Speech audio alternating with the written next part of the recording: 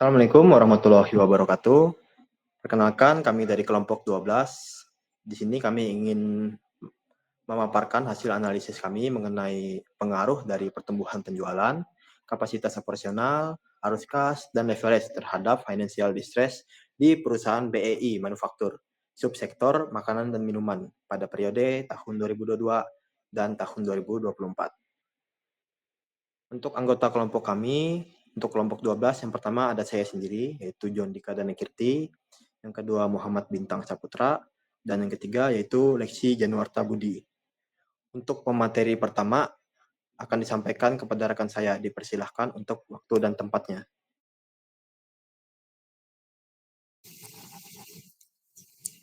Baik, kita akan masuk ke materi pertama, yaitu pendahuluan.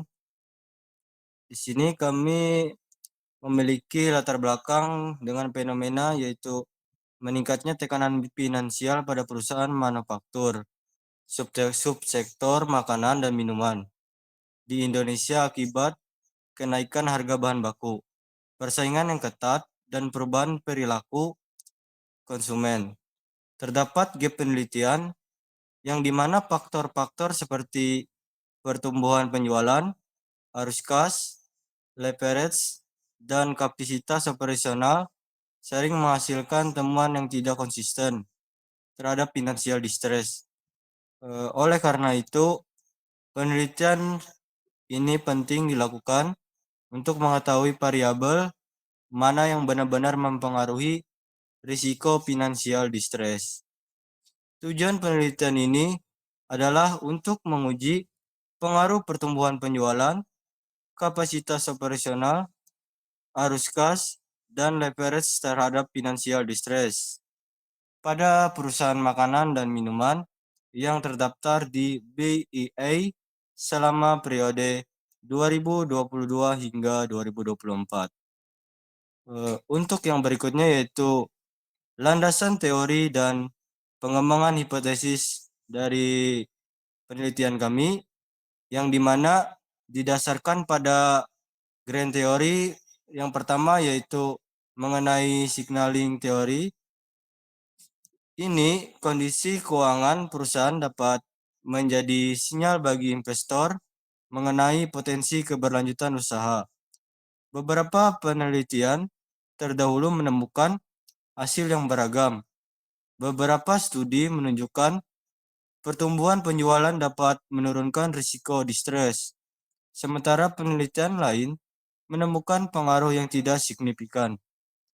Penelitian mengenai kapasitas operasional juga menghasilkan temuan berbeda, di mana pemanfaatan aset yang tinggi dapat meningkatkan atau menurunkan distress tergantung efisiensinya. Berdasarkan teori dan penelitian terdahulu, dikembangkan 4 hipotesis. Yang pertama yaitu pertumbuhan penjualan berpengaruh terhadap financial distress. Yang kedua, kapasitas operasional berpengaruh terhadap financial distress. Yang ketiga, arus kas berpengaruh terhadap financial distress. Yang keempat, leverage berpengaruh terhadap financial distress. Untuk bagian materi berikutnya, saya serahkan ke rekan saya.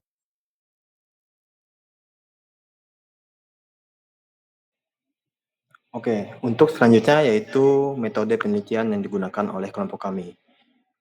Penelitian ini kami menggunakan pendekatan kuantitatif dengan desain asosiatif kausal.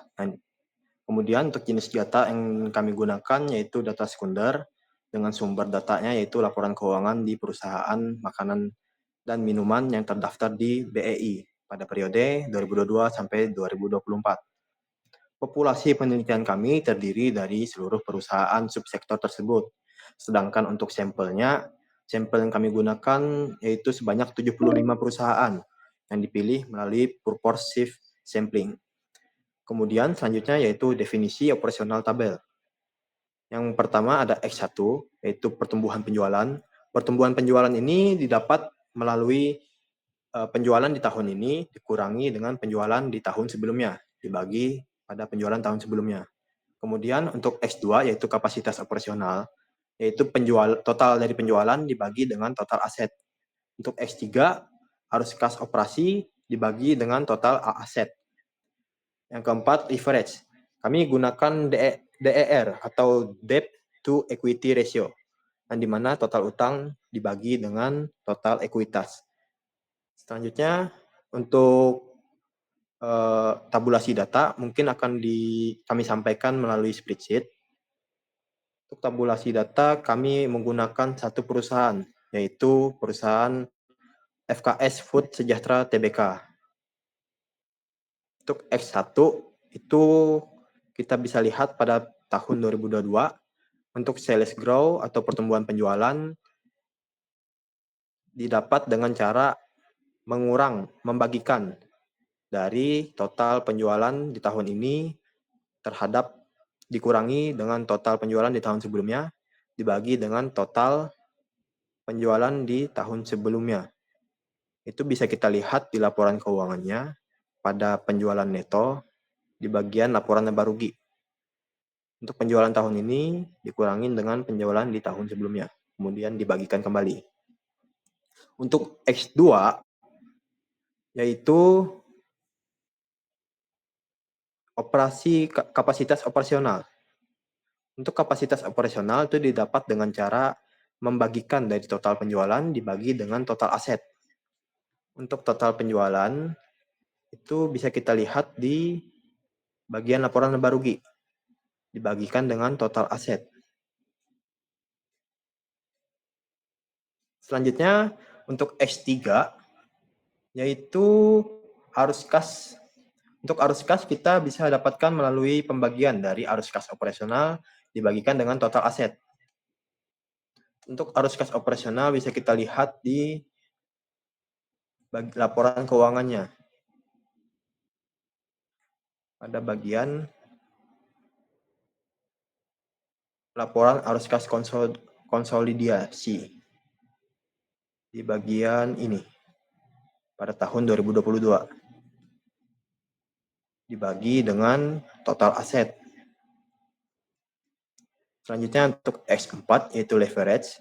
Leverage ini bisa kita dapatkan melalui pembagian dari total utang dibagikan dengan total ekuitas yang bisa kita lihat di laporan keuangannya pada tahun 2022. Total liabilitas dibagi dengan total ekuitas. Selanjutnya untuk variabel Y atau financial distress. Itu bisa kita dapatkan melalui perhitungan dari 5X. Yang pertama ada X1, yaitu working capital, dibagi dengan total aset. Working capital ini bisa kita dapat melalui pengurangan dari current asset atau aset lancar dikurangin dengan liabilitas jangka pendek. Untuk current asset di laporan keuangan bisa kita lihat di bagian aset lancar dikurangi dengan total liabilitas jangka pendek. Selanjutnya untuk X2. X2 yaitu didapatkan dengan cara membagikan dari retained earning dengan total aset. Untuk retained earning bisa kita lihat di laporan keuangannya di bagian ini. Laporan saldo laba. Ini kita dapatkan dengan cara menjumlahkan dari yang ditentukan untuk cadangan dan belum ditentukan penggunaannya. Ini kita jumlahkan tahun 2022. Kemudian untuk X3 itu rumusnya laba sebelum bunga dan pajak dibagi dengan total aset. Untuk laba sebelum bunga dan pajak bisa kita lihat di laporan laba rugi pada bagian laba rugi usaha. Untuk tahun 2022 dia hasilnya minus. Untuk laporan keuangan ini disajikan dalam bentuk jutaan rupiah. Artinya angka ini dikalikan dengan 1 juta. Maka hasilnya akan dapat nilai real dari sebuah angka laporan keuangannya. Selanjutnya yaitu X4. X4 yaitu total ekuitas dibagi dengan total liability. Bisa kita lihat di laporan keuangannya juga. Untuk X5 yaitu penjualan dibagi dengan total aset pada tahun 2022. Untuk selanjutnya, X1 sampai X5 yang telah dikumpulkan tadi, itu kita kategorikan dengan koefisien X1 dikali dengan 1,2, X2 dikali dengan 1,4, X3 dikali dengan 3,3, X4 dikali dengan 0,6, dan X5 dikali dengan 1. Maka semua hasil itu akan kita jumlahkan dan akan didapatkan hasil financial distress-nya. Untuk financial distress, di sini kami menggunakan regresi logistik, yang dimana untuk nilai di bawah 1,8, itu kami kategorikan sebagai perusahaan yang berisiko untuk mengalami financial distress, yang berada di angka bawah 1,8. Itu kami kode dengan angka 1. Kemudian untuk yang berada di atas 1,8, kami kode dengan 0. Artinya perusahaan tersebut berada di zona aman dari financial distress. Oke, untuk selanjutnya kita masuk kembali ke materi yang akan dibawakan oleh rekan saya, yaitu pembahasan. Dipersilahkan untuk waktu dan tempatnya. Terima kasih. Baik, kita masuk ke pembahasan. Hasil penelitian dari kelompok kami menunjukkan bahwa hanya kapasitas operasional yang berpengaruh positif dan signifikan terhadap financial distress, PPL 0,26, artinya semakin tinggi tingkat pemanfaatan aset operasional, semakin besar risiko perusahaan mengalami tekanan finansial, terutama jika penggunaan aset tidak efisien. Sementara itu, pertumbuhan penjualan P 0,437, arus kas P 0,055, dan reference P 0,226 tidak berpengaruh signifikan terhadap financial distress. Ketiga variabel tersebut tidak dapat dianggap sebagai faktor utama yang menentukan kondisi keuangan perusahaan selama periode penelitian. Hal ini mengindikasikan bahwa efisiensi operasional merupakan aspek paling penting dalam menjaga kesehatan keuangan perusahaan makanan dan minuman. Dan untuk kesimpulannya, kelompok kami menyimpulkan bahwa kapasitas operasional merupakan satu-satunya variabel yang berpengaruh signifikan terhadap financial distress. Sementara pertumbuhan penjualan, arus kas, dan reference tidak berpengaruh signifikan. Model penelitian yang hanya mampu menjelaskan 24,3%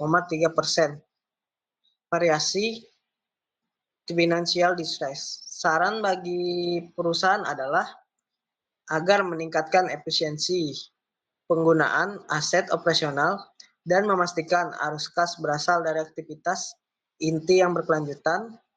Peneliti selanjutnya disarankan menggunakan konstruksi multi-indikator, menambah variabel seperti profitabilitas dan likuiditas, serta memperluas periode dan sektor penelitian untuk menghasilkan gambaran yang lebih komprehensif. Baik, sekian dari presentasi kelompok kami. Mohon maaf jika ada kekurangan dan kesalahan. Kami pamit undur diri.